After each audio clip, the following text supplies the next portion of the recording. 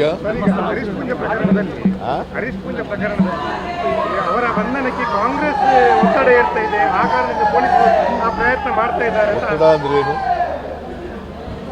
ಒತ್ತಡ ಅಂದ್ರೆ ಏನಪ್ಪ?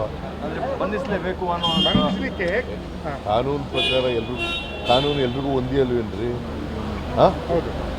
FIR is registered under section 353, whether it is bailable offence or non bailable offence. ಹೇಳಿ ನೀವೇ, ನಾನು ಹೇಳಿದ್ದಲ್ಲ. ಹೇಳ್ರಿ. ಬೇಲಬಲ್ ಅಫೆನ್ಸ್ಗೂ ಅಲ್ಲ, it's a non bailable offence. 7 years imprisonment ಇದೆ. ಏನು ಮಾಡಬೇಕು ಹೇಳಿ? ಬಿಟ್ಬಿಡೋದ MLA ಅಂತ ಬಿಟ್ಬಿಡೋದ? ಸ್ಟೇಷನ್ ಬೇಲ್ ಕೊಟ್ಟಿದ್ದಾರಲ್ಲ. ಸ್ಟೇಷನ್ ಬೇಲ್ ಕೊಟ್ಟಿದ್ದಾರಲ್ಲ. ಸ್ಟೇಷನ್ ಬೇಲು ಎರಡು FIR ಇದ್ದಾವೆ. 2 ದಿನ ಗಲಾಟೆ ಮಾಡಿದ್ದಾರೆ ಪೊಲೀಸ್ನವ್ರಿಗೆ.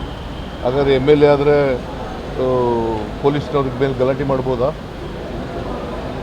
ಯಾರ ಪರವಾಗಿ ಗಲಾಟೆ ಮಾಡಿರೋದು ನೋಡಿ, ಹೇಳಿಯಪ್ಪ.